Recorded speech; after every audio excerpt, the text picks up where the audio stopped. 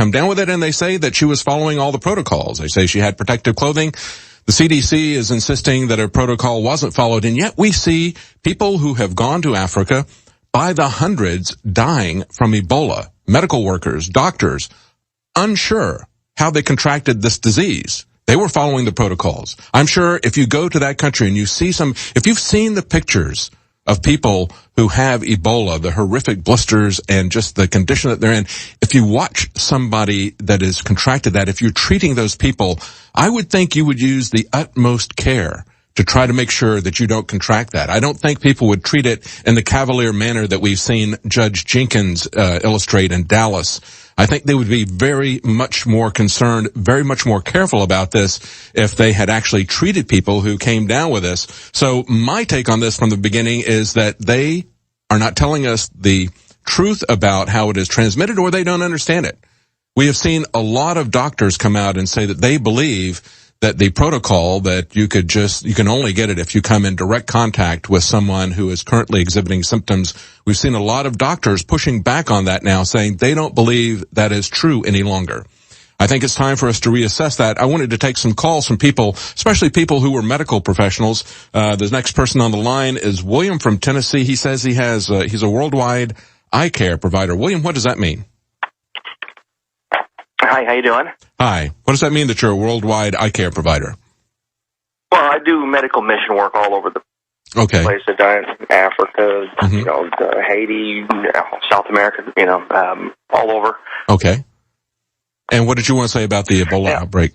Okay, well, what I want to say basically is, like, when I go to some of these countries, I see a lot of people, dying from stuff that's so simply conquered here that it's not funny. I mean, that's just something that happens. It means that their healthcare system is just not up to par at all, for one. Now, to let the stuff come here is kind of stupid, because a lot of the countries do not even let me enter unless I have certain vaccinations.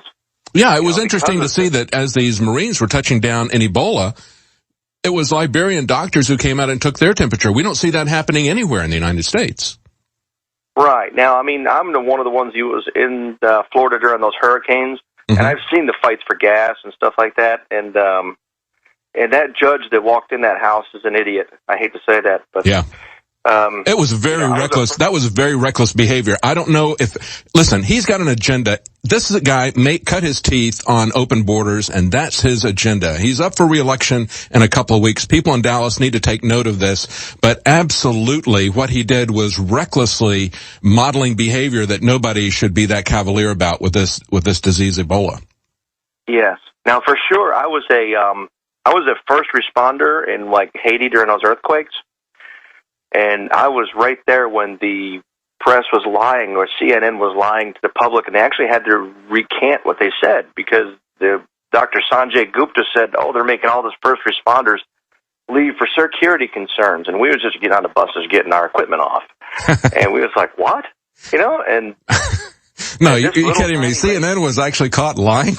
Can't believe it. No, we've seen, I don't know if you've seen it at InfoWars. We show it often, that clip where at the outbreak of the first Gulf War, they were actually in the studio and they were putting on gas masks and helmets and pretending that they were under missile attack. I mean, it's a pretty funny clip, but they're running it now for anybody that's watching this. But yeah, we've caught CNN stretching the truth and fabricating the news quite a number of times, so I'm not surprised they did it. It's interesting to hear you give us yet another data point. Well, get ready. That's all I got to say. Yes. Well, thank you so much. Let's go to Jerry in Georgia. Jerry. Hi, David. I just wanted people to think that I want to point out that the soldiers being sent over to Africa, they're nothing more than a mandatory control group for a clinical trial. I believe so.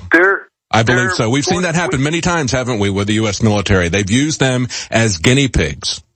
Yes, sir. Alex has documented many times, but also when I was sent overseas to Panama, you're given all kinds of inoculations. You don't know what you're given.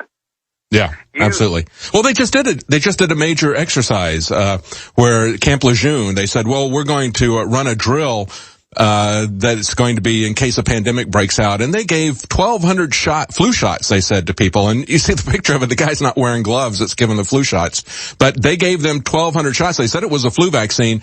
we don't know what it was, right? And we also don't know when you get a flu vaccine. That's one of the things we talk about here at InfoWars over and over again. What is in the vaccine? What are the preservatives? What are the things that they use to accelerate it? Well, of course, it's things like mercury. It's things like formaldehyde. They're clear about that. They put all kinds of stuff in there. So apart from the whole idea as to whether or not vaccines work, and we're going to have a report, I'm going to talk about some information that we have about this miracle drug, ZMapp, and we're going to take a look at the history of how pharmaceutical companies have been getting into this particular outbreak. It's very interesting, the timing, and it's very interesting, the hypocrisy of how they're selling something that is essentially based on the idea that you're going to give somebody's immune system a boost with antibodies, but instead of doing it with blood serum, they want to do it with an artificial, genetically modified plantibodies. And of course, that's where they're putting all their money.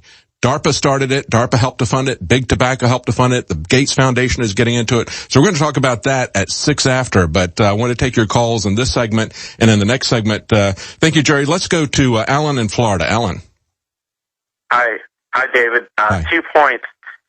Remember when they brought in the infected doctor and the nurse who was with Samaritan's Purse? Yes. And they brought them to Emory University.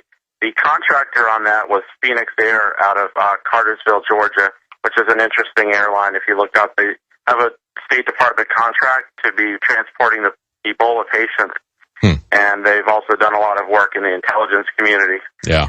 The second thing I want to mention was there was rumors, I'm going to say these are rumors because I have no evidence, on the internet back in August that there was something going on in Kenema, Sierra Leone. The rumor was that there was some sort of laboratory at a hospital and that they may have been involved in this Ebola outbreak, and that someone named Glenn Thomas with the World Health Organization was going to try to blow the whistle on a cover-up there, and then he was killed in the MH17 crash. Have you heard any of this? This has been debunked supposedly by PolitiFact, but is there anything to be looked at there? Well, I'm not sure. I mean, there was a report that was picked up. We picked it up by John Rappaport. It was also picked up in one of those countries talking about how they had shut down a medical research lab there that was working on Ebola that they were concerned about. So I'm not prepared to talk about that at the moment. And, people can do their own research on that. Okay. Well, Thank you. Yeah. In terms of talking about contractors, though, as well, people have pointed out that if they wanted to build these facilities, they have contractors that they could send over. They don't need to send over thousands of troops. I really do believe that they are being used as guinea pigs, that they're being used to expose them and then, of course, bring that back. But don't worry. They've got your back. We've got Obamacare. We've got the VA. They've been there for us every time we need them, right? We're hearing that from Lori Garrett, who is a writer. She works for the Council on Foreign Relations, and, she came out last week and said, hey, Obamacare is the way that we're going to keep track of this. That's key to controlling the Ebola outbreak is going to be Obamacare. I would say if that's true, it's game over, man. We're done. Let's go to Ginger in Florida. Ginger. Hello, Ginger. Are you there? I think we lost Ginger. Let's go to Shauna in Kentucky. Shauna. Hey, how's it going? Doing good. How are you? What did you want to talk about? Good. So, my background's psychology, so I wanted to give you a little bit of a background on these killers, because that's what they are. And, it really goes back to 1776. I called and spoke to Alex about this little baby code, and I just want to let people know, because they might not understand this. But the year 1776, we have 2 sevens in the middle, the 6 on the end, the 1 on the end, that's another 7, that's 3 sevens. And the way the code works is back then, they wrote these 7s like they had a little end on them at the bottom. When you flip it, they look like 2s. And I noticed because I've watched this code, the 6 is flipped over into 9, 7's into 2s, and then that 1. And that 9, the 2 and the 2, that's 9, 10, 11, 12, 13, 14, that's 2 more 7s. That is 7 represents the good people, like you, me, and Alex, the people that love life. And what these killers have done is they've used a code that we used to get away from Great Britain, to get out of slavery. And they use 666. All right, that's it. We're out of time for this segment. Thanks, Ginger. Interesting ideas. We're going to be back. Stay with us. We're going to talk at 6 after about the money trail. We're going to follow the money. Stay with us. From the water table to our soils to the atmosphere itself, our world is becoming more and more toxic each and every day. But it's not just the air outside that's toxic. Indoor air has been shown to have 2 to 5 times higher concentrations of pollutants than even outdoor air. And most Americans spend 90% of their time inside using toxic chemicals within their homes. There are more than 42 million smokers in the United States. Well over 1,000 types of mold and mildew linked to numerous conditions. And don't forget the fact that 6 million Americans live with pets they're allergic to as well. When I began to research these statistics, it was clear to me it was time to start cleansing my lungs in order to combat the toxic environment that we cannot escape but that we can fight back against. Made with organic and wild cultivated herbs and manufactured in the USA, the new InfoWars Life Lung Cleanse is here in a convenient spray bottle that can be brought with you throughout any toxic environment. Now available exclusively at InfoWarsLife.com or by calling toll-free 888-253-3139. I began to get into iodine a few years ago because it was helping me and my family so much get healthy and detoxify. Most people know that iodine deficiency has been a crisis around the world. Iodine is key to so many of the body's functions, especially the thyroid. I discovered a product being developed by Dr. Group. You now know it as Survival Shield True Nascent Iodine that your body can really absorb. Then, about a year ago, he said, listen, if you think this is powerful, I'm going to come out with rare earth, deep earth crystals. And the results that I personally have had have been life-changing. Nobody else has got iodine based on these pure crystals, ladies and gentlemen. This is innovating, and the best part is it helps fund Infowars.com, the radio show, the TV show, the whole media operation promoting true libertarian ideas. For a limited time, experience the ancient power of Survival Shield X2. Take advantage of this unprecedented 30% off Super Detox special at InfoWarsLife.com. Coast to coast, direct from Austin. You're listening to the Alex Jones Broadcasting Network.